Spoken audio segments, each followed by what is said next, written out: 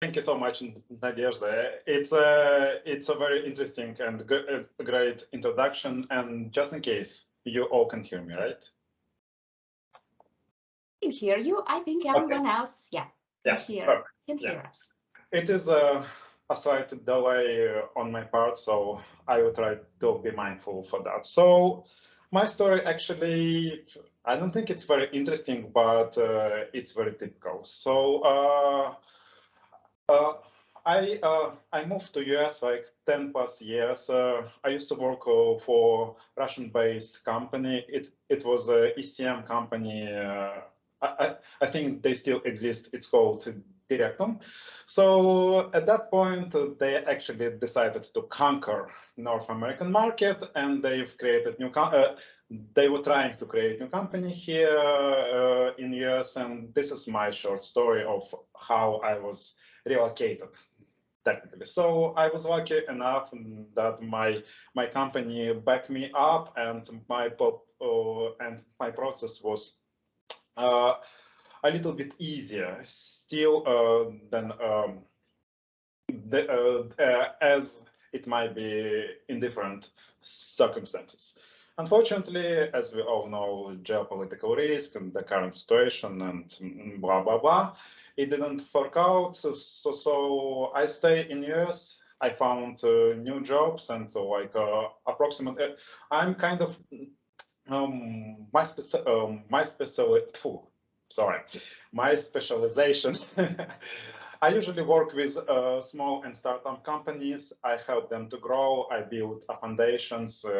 I build teams. I build various software enterprise products that help to create them, help to implement, sell, marketing, implementations, support, and kind of moving forward. So across my life experience in US, I guess I changed like 5, 6 different industries. So like including telecom, including civil constructions. Currently, I'm working for K-12. It is education industry. So K-12, it's a number of grades in US schools. Just in case, between us, before I before I joined that industry, it was my passion and my dream. I wanted to be a teacher, and actually, I used to be. I had some experience back in Russia when I was. I helped a professor in the university, so I really enjoyed that. After working in educational industry for 3 years, no more. I mean, it's a bureaucratic nightmare. It's a typical business with KPIs, with budgeting. It's all about numbers. It's nothing about education. It's about how you avoid your students, how you measure and how you achieve different performance, different KPIs, and different metrics. And based on that, it's all about how much money you will get next year. So it was slightly, sorry, it was big disappointment for me at this point. But but overall, like a little bit more flavor. So for 8 plus years, I actually lived in New York City, Manhattan. Loved that place, loved that vibe. Like it was great, but because of the pandemic, a couple years ago, I actually moved to Austin, Texas. Open spaces, more, a little bit cheaper, more, much bigger apartments if compared with New York City, and definitely a lot more opportunities to kind of recharge, relax, grow, like work on yourself. Downsize, it's quite boring. It's a big village. It's very boring. Sorry, but Yeah, but I think that Austin, Texas is famous for IT industry, for universities, institutions, yeah, institutes. it is a big University of Texas, UT. It is quite famous. So yes, it's a lot of tech students, a lot of big tech companies is actually moving. Like you all heard, like Tesla, Samsung, Google, Amazon, definitely Meta. I think Meta canceled their purchase. So yes, it is a growing place. It's quickly become very expensive place, and in fact, like it's kind of I wanted to touch some of the differences of the strategy for the job searching again, if you are interested. The applying and working with big corporation versus like startups and small businesses, because currently the news actually not very positive. Like I definitely see a lot of layouts in all the big tech companies. Amazon, Tesla, Google, so they all Meta, they all let people, they all optimize their expenses and they all let people go. It's a big trend right now, and if you monitoring like stock prices, it's very obvious. So, but yes, Austin has a lot of big tech company. Again, it wasn't the main reason why I moved here, but you're correct. Okay, thank you. Any questions? I think everybody's listening. Okay, so and you relocated a lot of years ago, yeah? You said about 9 years ago. So what can you remember? What were your steps, like step by step? How did you relocate? How did you start? What were the relocation opportunities, and what about today, the current situation? Can you observe any opportunities for Russian IT experts?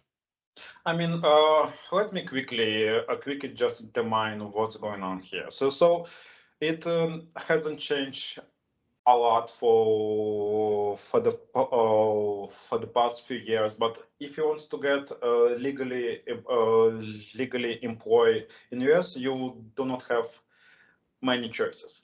The easiest, believe me, the easiest from all experience will be this one. I know it's hard. I know but it's easy if you get married to the US citizen, or if you have some relationship with US citizen. All other opportunities, mostly it's not so much, it's more complicated, it's very time consuming, it's very lengthy in time. So my path was through H-1B. It is a professional visa. So H-1B visa, I was applying actually twice, and I renew my second H-1B. So totally, I spent probably 3 years on H-1B visa, and after that, I was able to apply on the green card through the employee. Through the employer. How it's called? Not support, but forever, through employee participation. And it took like actually I was trying to apply twice. First time I was trying to apply by myself. It took a couple years, and I had to change company. So after I changed company, I was applying second time, and second time actually was 3 years, and I finally got my green card visa. So again. I'm pretty sure most of you knows this stuff.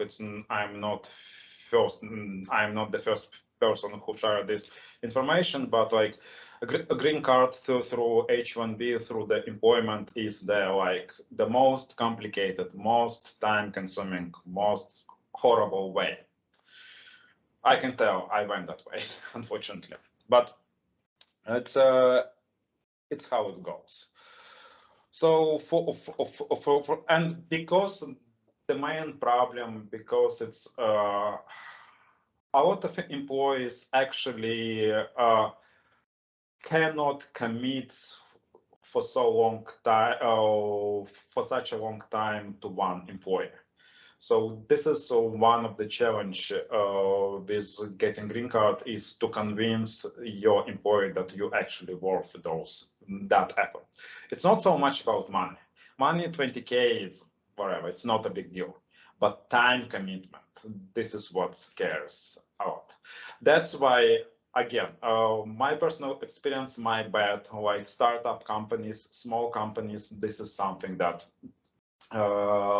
that's easy to deal with, especially if you can find connections directly with decision makers, like C-level executives or some high-level people who actually will appreciate you as an employer.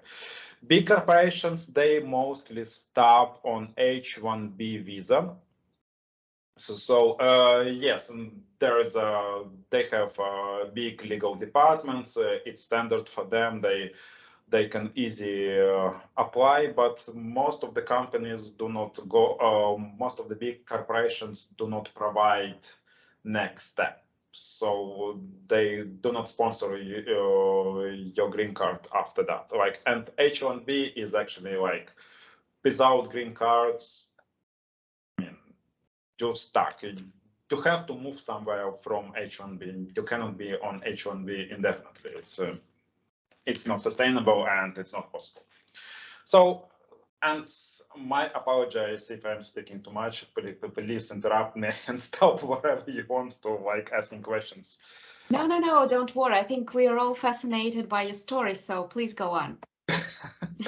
All right, and actually, just in case, I mean, I can share this presentation if you want to see it. It's nothing big. Sorry, nothing. Gosh, not protected.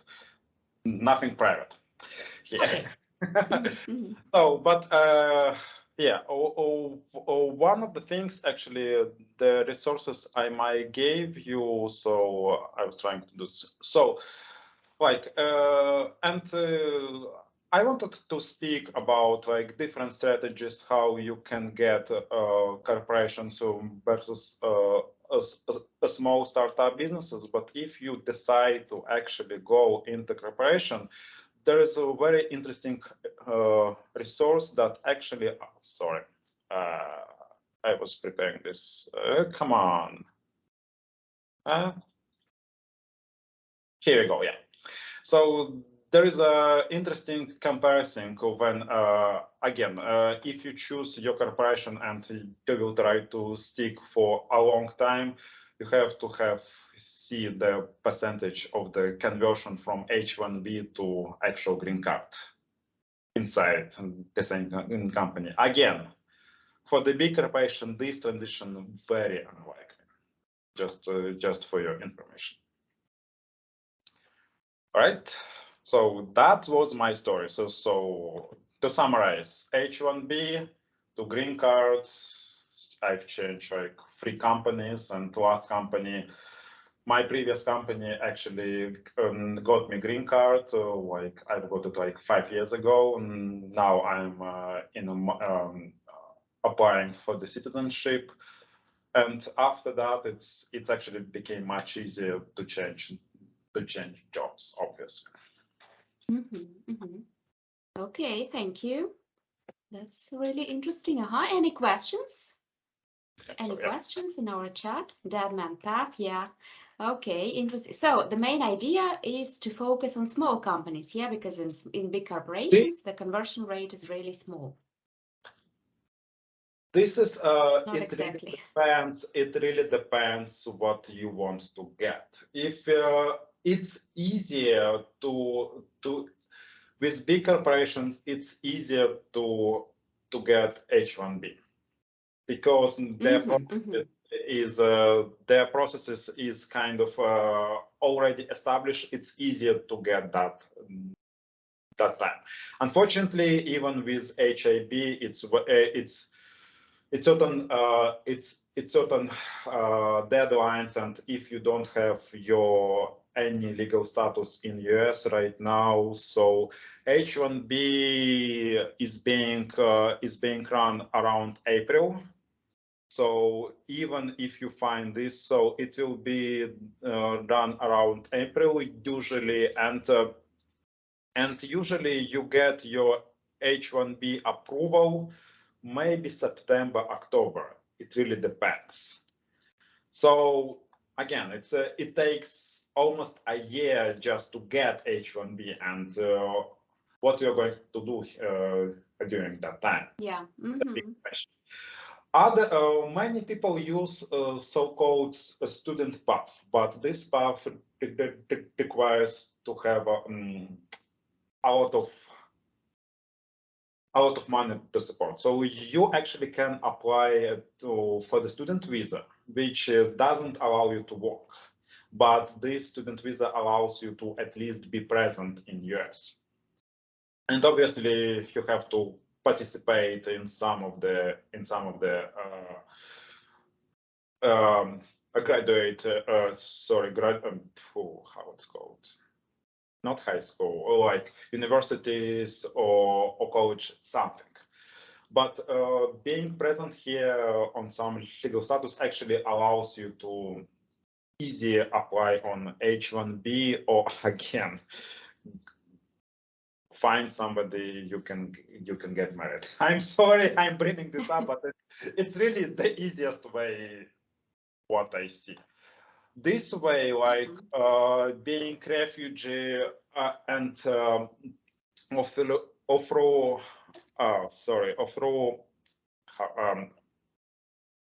asylum, this is fast way. I honestly, I don't aware about situation with Russians and how they treat Russians. I know that US definitely want to bring Russian experts, so it's a tricky conversation. It is possible to go that way, like refugee, not so much refugee, but asylum way. But you have to have a good lawyer for that, because it's a very tricky process that requires a lot of evidence. This is fast process. They can give you like visa for enters, I believe, in a few months. So if you make your case, but again, I'm not an expert. I never done that. So mostly not much I can share on this path. Okay, anyway, so if anyone here in this chat has experience in getting green card, in winning the green card in lottery, please, can you share your experience if there is someone, maybe luckily? And I just one question coming back to H1B visa. Yeah, I saw on one of your slides that the cost is from $1,000 to $4,000. But is this cost covered by the applicant or by the company? I mean, this is fee for the application. So most likely it will be paid by the company. Okay. And maybe my another question, just to continue our conversation about visas and work and study. Are there a lot of, so you live in Austin, Texas. Yeah, it's really famous for IT university. And what about American students? Are they really interested in IT industry now? Is it very popular? Is it difficult to enroll now? There is a lot of interest, obviously. Good for you. It's very junior. So it's everybody wants to go into IT. Oh, I'm sorry. Have I lost you? No, I'm here. Okay, I can hear you and I can see you, so I think our guests Yeah, sorry, I'm for some reasons my video is frozen. But okay, so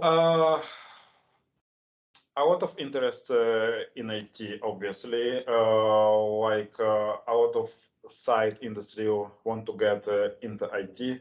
Mostly very junior positions, like they're trying to front end, they're trying to QA testing and sales. So if you're actually expert, if you have background in development, or you have background in managing in product or project management, if you have good experience in business analytics or even marketing, it's still an easy market. So everybody looking for the experts, believe me, and it's very noticeable.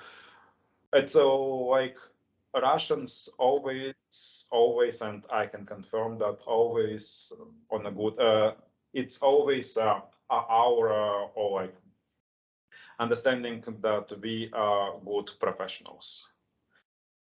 This actually helps a lot. So and sometimes it's do not be afraid to like brag or like show that you're Russian. It's it actually helps in many situations.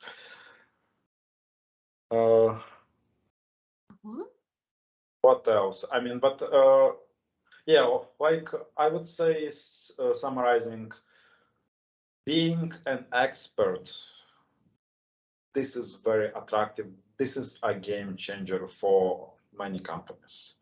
They see a lot of junior staff, and one thing that you have to learn, and it's hard for all of us because of the, I would say, Russian culture. Again, I wasn't in Russia for 10 years, so it's hard for me to change, but you have to learn how to sell yourself, how to praise yourself, how to actually highlight achievements that we do not consider as achievements, but those needs to be highlighted and presented, and you shouldn't be afraid to speak about them. Yeah, American market is famous for competitors. Yeah, you always have competitors, so you always have to keep on going, keep on moving. Okay, thank you. We have two questions. One of them actually is a question that I wanted to ask you about your English. So how has your level of English evolved in the United States? I mean, when you started to work with English-speaking colleagues, I heard about good experience in English in the first working month with English speakers. Is it true for your experience? Well, actually, my question was also about the English language. How did you learn English, and how did your knowledge change? What were the best practices that you can share or you can advise? So, two comments on that. Well, when I came to US, my English, I consider my English bad. So I was definitely afraid to speak. I was very aware of my accent. I was afraid to make mistakes, grammar mistakes, and we all have this anxiety. And I did have a good vocabulary, so I could read, I could easily understand, but speaking something that was really hard for me. I had to go through the very crushing experience. On my third week in US, in my first visit, so I had to perform 5 days training for 10 people. And there was no escape from that. So I actually, like, after that 5 days trainings, this was my key point of do not afraid to speak. But it was crushing. I was sweating. Yeah. I was shaking, but I had to go through that. Yeah. Okay. Thank And you. And yes, and actually, I one I read one book that was written by a translator in United States that actually very well summarize like English, sorry, Russian problems in like in English, or like specifically to like Russian culture, and how how American culture actually fit in their language. So I read that book after like 3 years I've been in US, and it's very well confirm and align with my current knowledge. So uh, I don't know the exact link on that book right now. If you're interested, I can recommend that. It's very easy to read. It was written by Russian translate. Sorry, it was written by American translator who knew Russian culture very well. I think it's and do you something. remember the name of the book? I I think it's something like dash gosh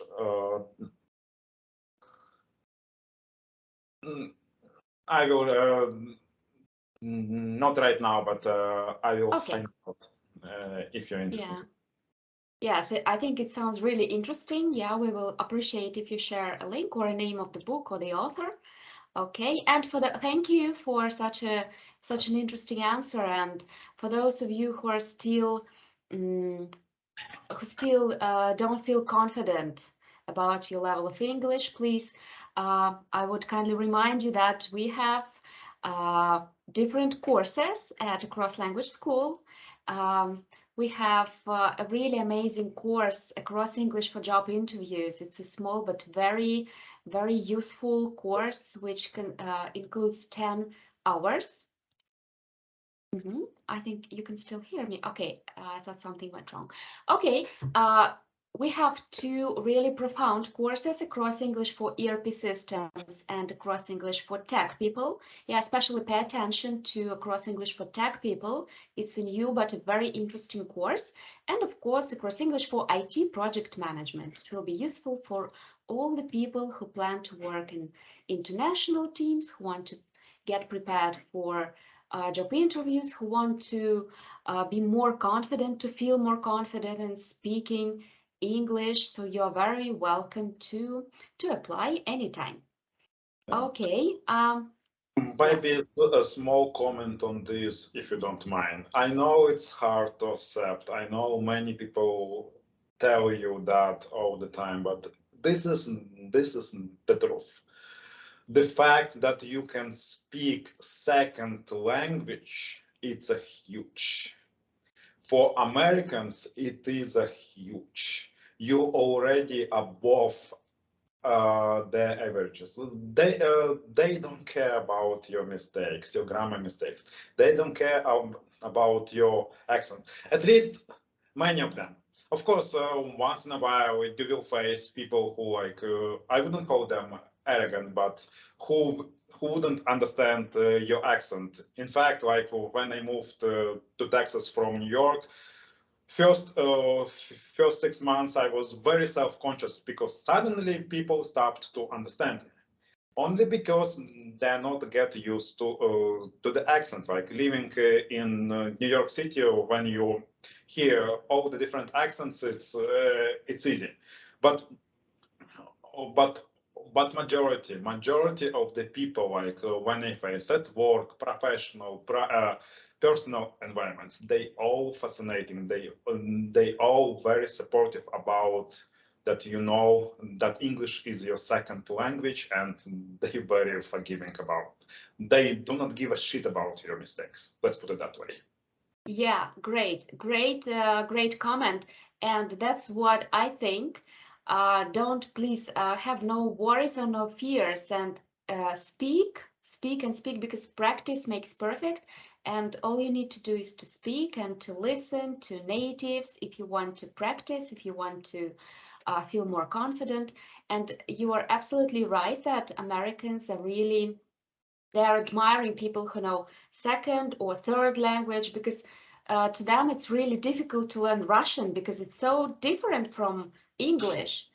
Yeah, right. I know that they speak Spanish. They take Spanish as the second language at the universities, but hardly anyone speaks Russian at the universities or after they graduate. Thanks for sharing. Alexei is saying thanks for sharing, and Alexei is asking you another question. First of all, thank you for your story. Thank you for sharing knowledge. Maybe I didn't catch, but can you tell me a little bit more about your current position at job? So currently, I'm director of software engineering. I'm working for K-12 educational company based in Manhattan. I worked for them remotely. So my responsibility, technically, I am fully responsible for all development and infrastructure work, including project management, including the developer skills. Currently, like I have teams.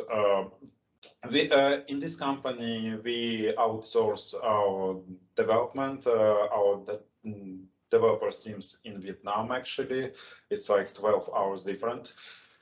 I was trying to bring some of the Russian teams, and almost done. But currently, it is considered very high legal risk to work with Russians who based in Russian. It's something that company afraid to do from the like legal and tax perspective. But again, it's different if the company is trying to bring you to US. So I guess what else to say? I'm working with executives, with stakeholders at the same time, with DevOps, with developers. I'm like in the middle, a liaison between multiple departments. I technically transform a high-level vision of the product and make it happen. If it does make sense for you. So I don't know how much deeper I need to go. If you can clarify what's the underline under that question, I might be more specific. Okay, so we'll be waiting for some clarification. Okay, and another very interesting question related to English again. I can speak English, Alexei is saying. Alexei Yesenin. I can speak English. I read courses for American students, but I do not understand about 3 or 4 words that say my students. How to improve my listening skills? Well, maybe before I pass the floor to Dmitry, I can recommend you as a teacher, I can recommend you to listen to the podcasts which are really interesting to you. Podcasts in American English, or you can watch the series. The main thing which I find really useful is to do something which is interesting to you. Not just you have to force yourself every day to study, to listen to something, but you can combine fun and work. Dmitry, and what is your recommendation? How can a person improve listening skills? How did you improve your listening skills if you had such a challenge? I was lucky. I was put into environment where I was exposed to just a variety of the accents, Indian, Asians, even inside US, like California, Texas, New York, they all have different accents. So if the problem of understanding is actually understanding the accent, if the accent is the problem, I would say really just listen and first of all encourage your students maybe to like clarify gently on what words they mean. I mean, do not. I'm never afraid to say, "I'm sorry, I didn't understand you. Can you elaborate or can you explain with different worlds. I mean, I'm not afraid to admit that, and many people understand that. So if you can ask the students to like clarify, it makes sense for me. If the problems of the words that you just do not know the meaning of the word, like you understand, again, it's completely normal to try to elaborate. I don't think you will lose your like how it's called. A great Respect. example. So I don't know I don't remember the word I'm trying to use, but I can express in a different word. So you wouldn't lose your pride, not pride, your respect as a professor if you ask your students to like clarify or like elaborate or really explain what exactly they meant. In fact, I think it might help to create a stronger bond between you two. But so I hope I answer the question. Yeah, I'm sure you did.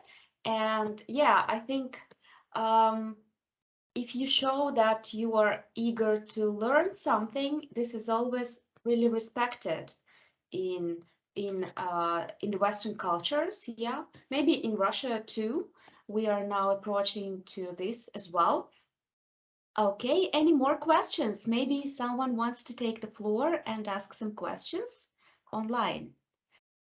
Just Hi, colleagues. let's wait. Yes, Okay. hi, Dmitry. I have small questions about work. We all hear that Americans work a lot and it's workaholic. And how your experience about this situation? How much time you have for yourself, and how much you spend time in work? And what do you see from this side, from your own experience and from experience your friends or maybe another American citizen? Thanks. Thank you. And I would like to add really quickly, how do you cope with burnout if you experience it? Yeah, because burnout is a real problem for everyone who works in IT industry. I'm sure that you have experienced it. So your tips. All right, so I will be honest with you. Based on my experience, purebred, and you can call me racist.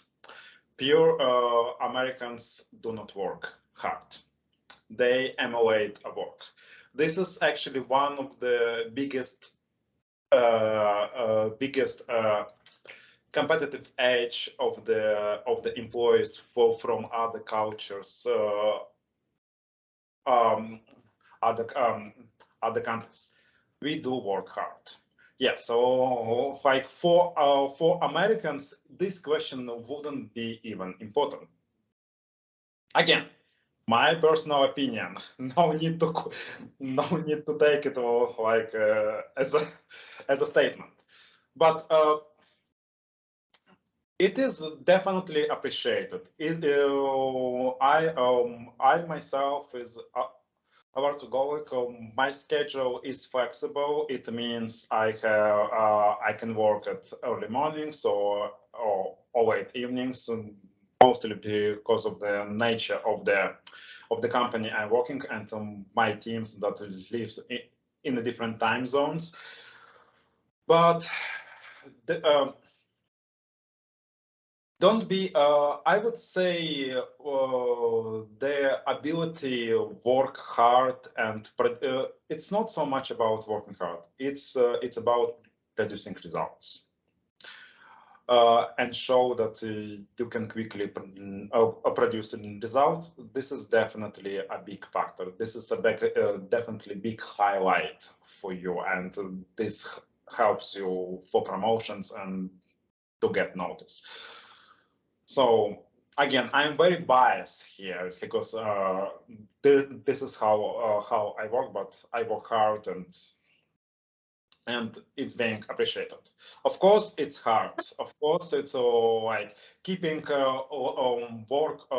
work-life balance. It's really hard. this actually was one of the reasons why I moved to Austin, because like again, slow down, not so much slow down a pace, but like take a little bit more care of myself, like both from the fitness perspective, from the like in general more activities, not even more socialization, because like I speak a lot during the day. Actually, taking some quiet time, hobbies, all the typical stuff. Nothing new here, to be honest with you. Majority of the reasons, at least for the burnout for me, is like toxic management style. So like you have no idea. I met many executives in the big and small companies. Majority of them just again, it's my personal opinion, not very good at their jobs, to say it lightly. So it's if you're in the position when you actually have access, in many cases you have to teach them how to manage company, like show them the way, and their communication style, the management style, micromanagements you face a lot. This is something that it personally triggers me. I can manage that, but micromanagement is a huge problem here, especially with executives. And you have to earn their trust if you want to to decrease level of the micromanagement. Social emotional intellect, also not very good, especially if we are talking about companies who owns by American. One of my recommendation actually, and it might be weird, but so when you're looking for the companies, it's you look for the companies with executive team who actually has diverse executive team. One of the interesting one, which I found interesting for me, look for the Jewish companies. It's weird, but Jewish are very fun people to work with, and they actually they know how to negotiate. Don't get me wrong, they will squeeze you like to the last drop. These stereotypes work. But they are actually very open to the opportunities, and they see immediate benefits right away. So Jewish people, people from the Europe, people like first level immigrants like me, especially. So there are a few examples that people reach me, and they were reaching me like knowing me in Russian, and I actually help him. Although I do have a rule, I usually do not deal with Russians in US from the business perspective, but I helped a few who reached me. So it's also so yeah, like again, it's a gamble, but you have to know your company. You have to.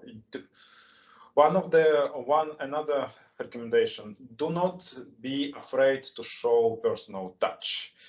Right now, like I'm getting like each day I'm getting like 5-6 messages, emails of like various people trying to sell me services, trying to find jobs, trying to reach me. Believe me, I ignore most of them, and I'm not an exception. It's fact of life. But I definitely see emails that when I see person that did like at least a little bit of research, like he knows how to spell my name properly, for instance. So like many people spell my name in the like a Greek manner, for instance, but they know they're Russian, and if they just adjust their email appropriately, or they use fun pictures, and Like, I don't know what's happened with LinkedIn, but the last 6 months, it is a trend when I'm getting requests from the sexy looking vice presidents of business development somewhere who wants to connect me, and their profiles is all like dating sites. No, Okay. it doesn't So work no. that. So sex at this point does not sell. Sorry. Okay. Hello from Tel Aviv, Alexei says. Okay, thank you for your tips. I think we will take it into consideration. And another question, yeah, related to this issue. What are your tips for a successful job interview in the United States? We already covered a little bit cultural differences. Yeah, but what are your tips based on the cultural differences that you can already understand deeper than anyone else? So what are your tips and recommendations? What is different? Yeah, what can we do? So first I already told. So showing that you're professional, showing that you actually know what you're doing is a great tip. There's a lot of bullshitters here. Oh, sorry, my language. I'm direct. I have a nickname, the Russian Bull, because like because of my approach. So sales reach like when you throw terminology, when you throw just terms and abbreviations without actual understanding or some background with them, it is very visible. And yes, I thought initially try to sell yourself, but you have to sell yourself in a ways that you are expert in. So from the culture difference, one thing I see all the time, I know it's small thing, but it's actually a very great impression. Be aware of the time zones and be aware of US specifics and how they referring to dates and times, especially when you schedule calls, interview, and something like that.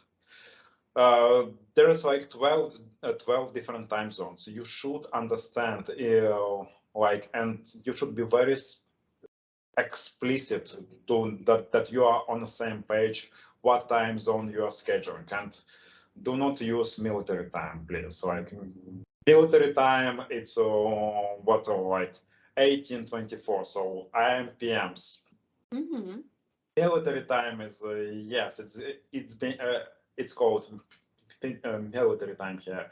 It's being used, but it's just for most of the people it's hard to comprehend. Again, do not. What else I would say from the interview?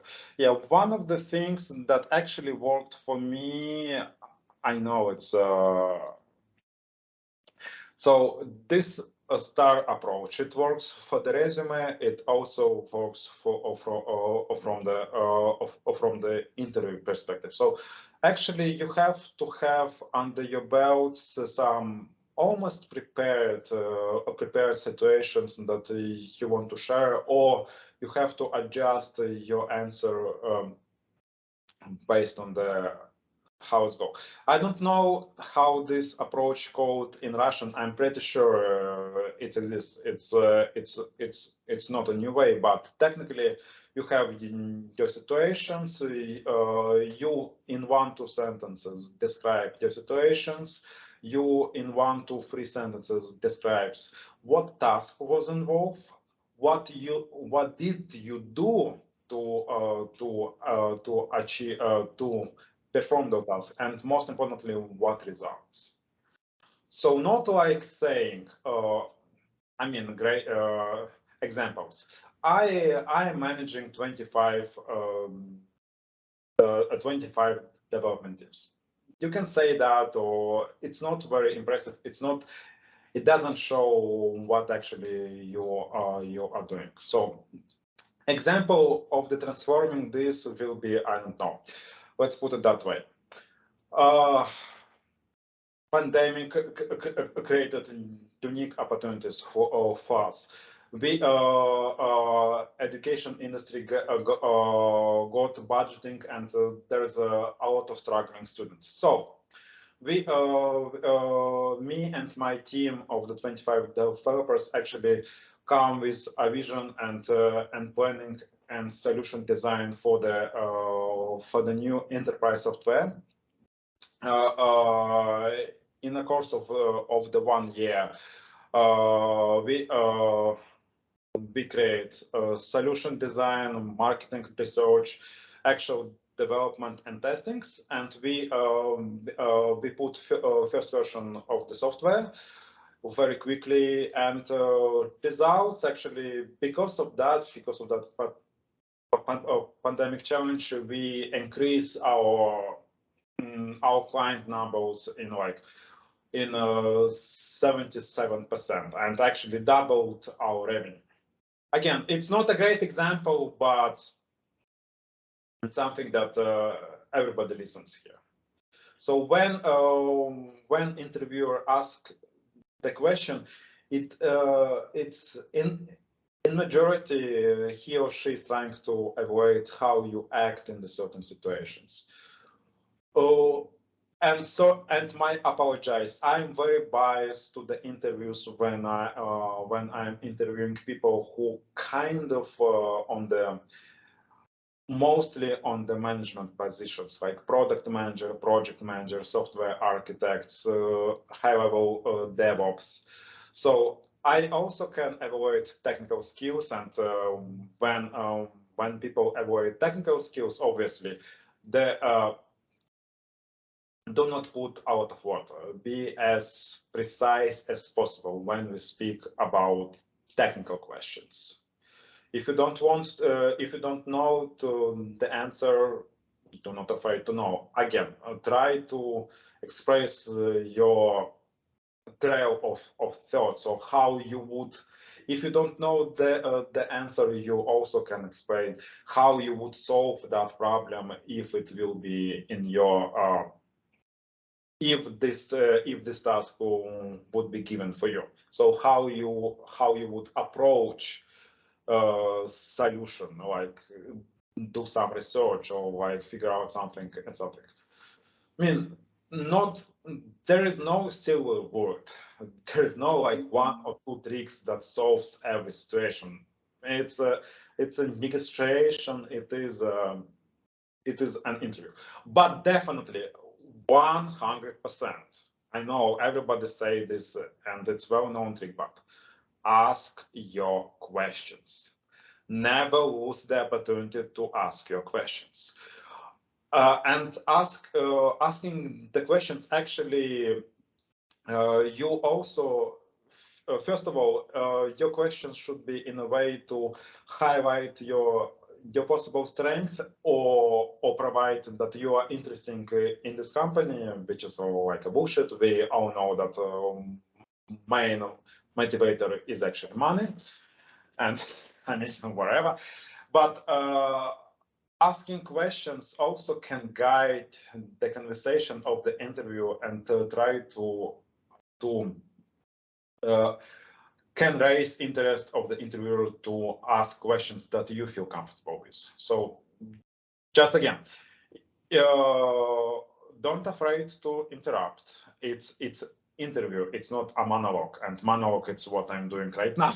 So unfortunately, but yes, ask your questions. Never lose opportunity. Okay. Do you have any questions that you want to ask us? Never say no, I don't have questions. Believe me, this is a key point. If you say that, most likely it's bad. Always ask something, anything, like 2-3 questions, but ask those questions. Okay, that's interesting. Yeah, thank you for your tips. And I also encourage all of you to pay your special attention to our course, Cross English for Job Interviews. We are learning a lot of useful vocabulary. We are preparing our students for job interviews. We prepare resumes, CVs, and we can even act out a real job interview, so you will be 100% prepared. And I think the last question for today, yeah, Alexei Yezynin is not afraid of asking questions. So the great developer. Alexei, do I know you? Do we know you? Yeah, so, hi, please. Dmitry. Nice to see you. How would say? Oh, yes, I how do much know winters? you. How much? How much years? Okay. So I just don't work in the direction as you, but you don't work in the direction 10 years. I don't work 1 year. About questions. If the developer have no speaking skills, they can't present him, they can't ask questions, they see in the interview, oh, I so confused. So he have no chances. How he can buy it?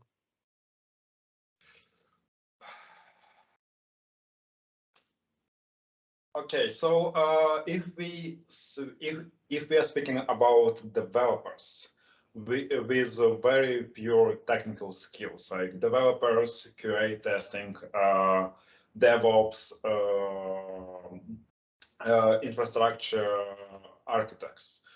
So again, it will be some sort of the technical interview, or where questions will be like usually, like big corporations, to my knowledge, they used to provide some technical work or some additional homework that they need to prepare. And majority of the decisions were weighed based on that evaluation. So speaking interviews is mostly to confirm how a person can fit the culture, how a person can communicate. If the person cannot speak clearly, but person is good in writing, it is acceptable. But if the person cannot communicate, I mean, we are not living in vacuum. We have to communicate one way or another. So unfortunately, if you cannot show that you can communicate somehow, it's probably will be big no. But I mean, advices here. I guess again, I'm very biased to because most of my experience. I mean, developers interviews. I'm quick in evaluation of the technical skills. Usually, I have a few questions. I prefer ask questions. I prefer to see how people react and how people, or what's the trail of thoughts, or what he's considering. I believe like homework is actually a waste of time, but I know many companies practice that. It really depends which company you want to strike. Corporations, most likely it will be big technical interviews and homework. So small startup businesses, this will be conversations, pretty sure. So. Okay, thank you. Thank you. Thank you very much. And Alexei, thank you for your questions as well today. Alexei, sorry, can you reach me after this call in Telegram, please? I want to speak with you. Okay. Okay. I have 11 o'clock before midnight. As we need to quickly. Yeah, you can find Dmitry in our just shoot me a message. So like, I just want to connect sometime. Yeah. And you can, Alexei, you can find Dmitry in our speaking club chat. Yes, if I'm not mistaken, you can also be available there. I think I saw you there. Okay, and as Alexei has just put it, we are heading to the end of our meeting today. I know that you are busy, and I know that it's already 10 a.m., right? In Austin, Texas. So it's the beginning of the working day. 11 a.m. So, Dmitry, thank you very much for such an amazing evening, for such an amazing meeting, for your interesting story that you have shared with us. And thanks for your time and effort you took to join us today. It was a pleasure, definitely. Yes, thank you, and thank you for and have a wonderful Thursday. Have a wonderful day and a great weekend. And to all the participants, we will see you again in no time. Next week, we are going to have a regular speaking club. We are going to speak about Agile, so please join if you're interested. And well, thank you very much for choosing this way to spend your Thursday. We are heading to Friday. It's great news. Have a great weekend, everybody, and see you soon. If you have any questions, use our Telegram chat. All right. Thank you. Thank you.